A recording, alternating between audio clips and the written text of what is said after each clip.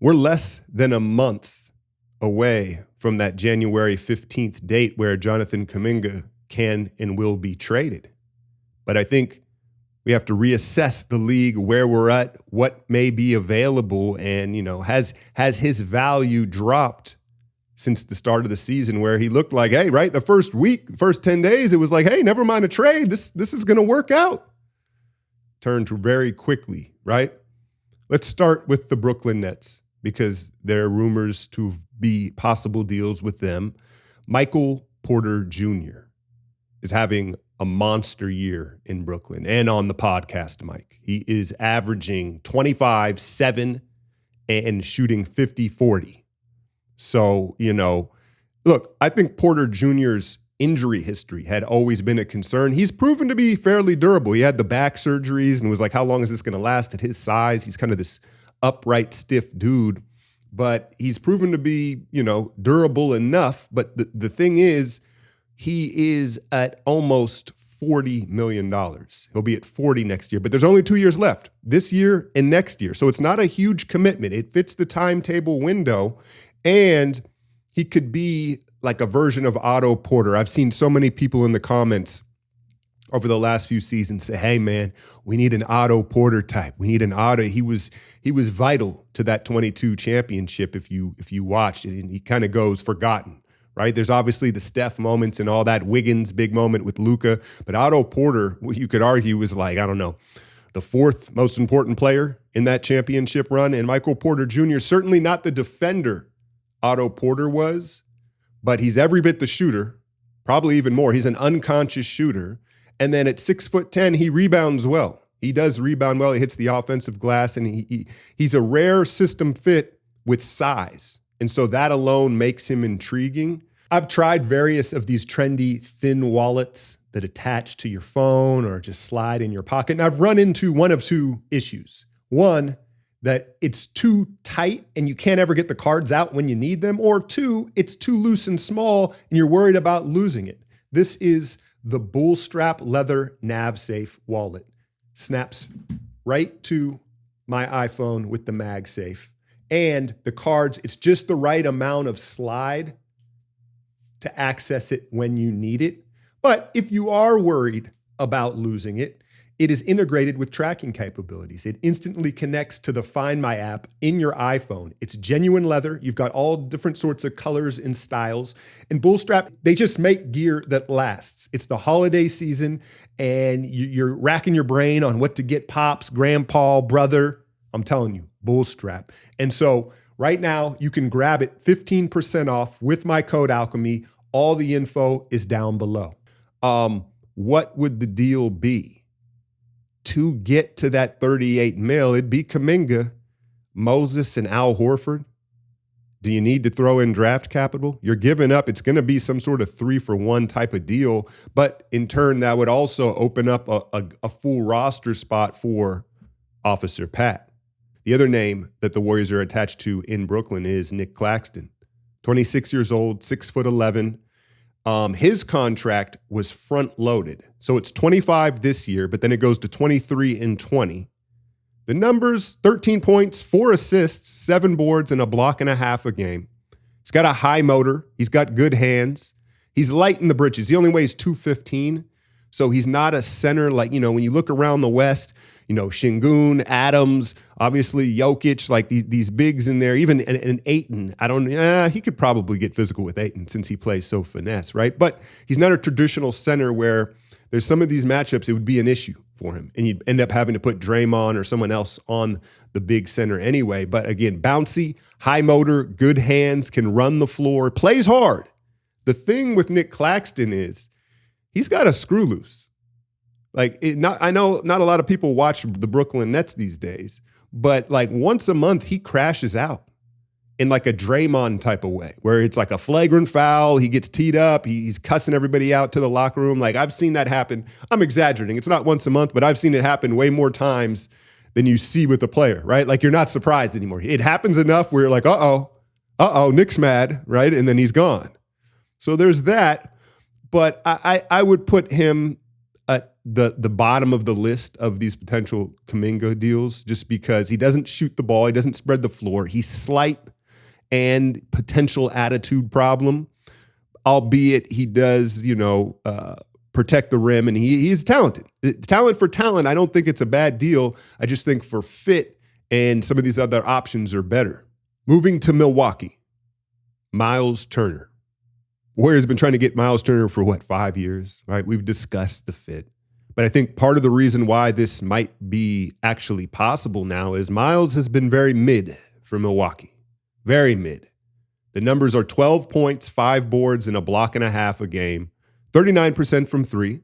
He's only playing 28 minutes. I think part of the underwhelming numbers for Miles is obviously Giannis has been in and out of the lineup, but when he does play, right, that's going to gobble up some of the rebounds and stuff like that and touches. And then Bobby Portis is a big that plays for them and, eats up minutes. So I think some of the underwhelming numbers is just the fit in Milwaukee, right? But he's still only 29 years old. And if you bring him in, he's essentially like bringing in Al Horford from 10 years ago. He's going to stretch the floor. He's going to protect the rim, and he doesn't require touches.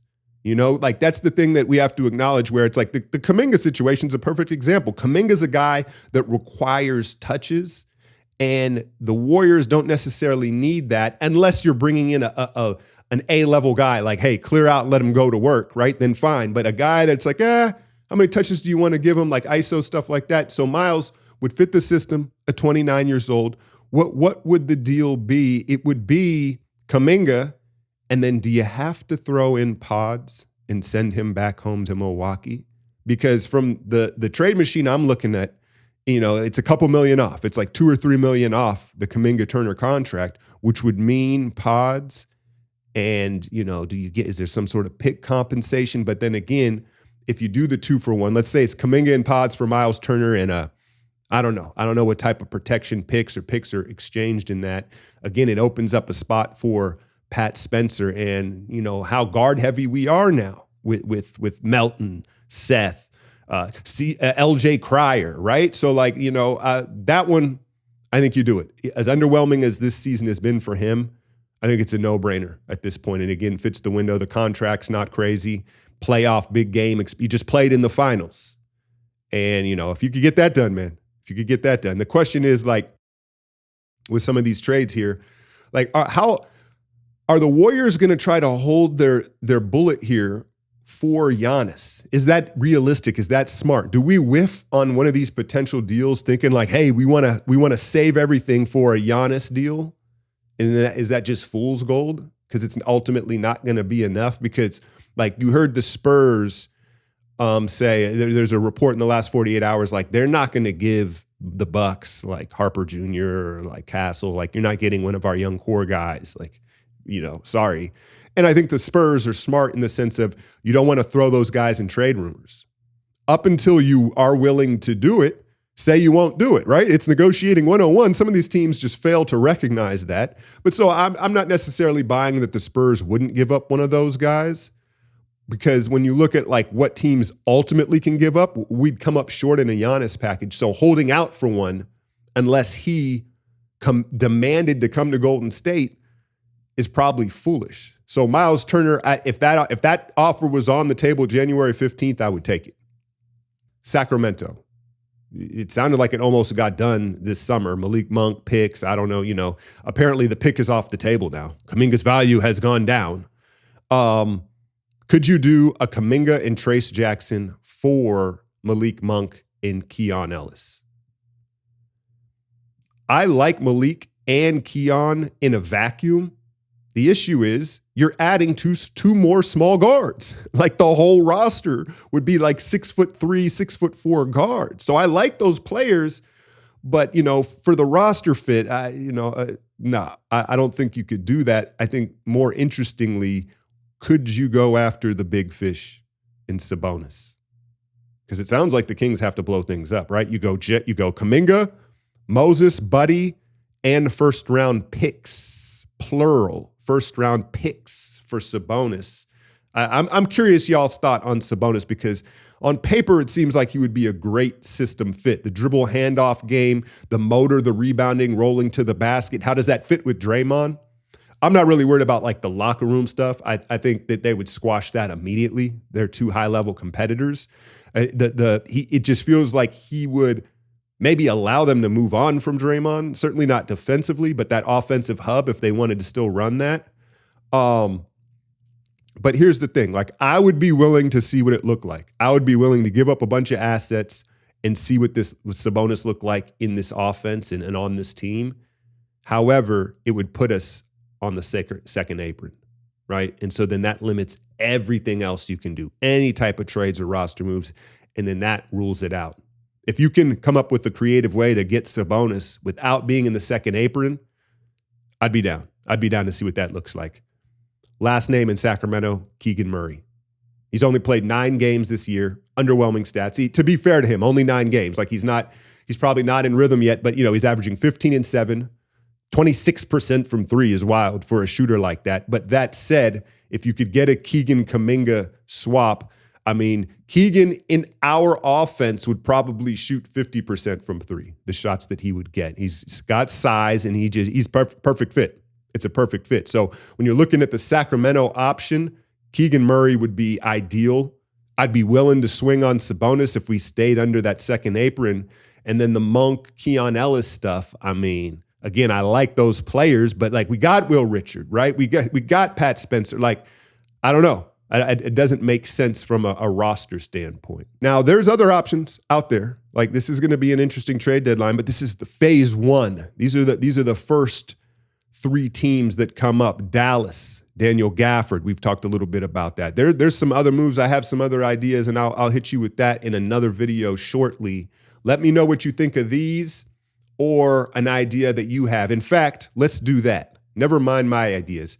I want you to leave your best trade in the comments, and the next video, I'll highlight, the top 5 or 6 trades from y'all. Hit that like, share, and subscribe. I'm out, y'all.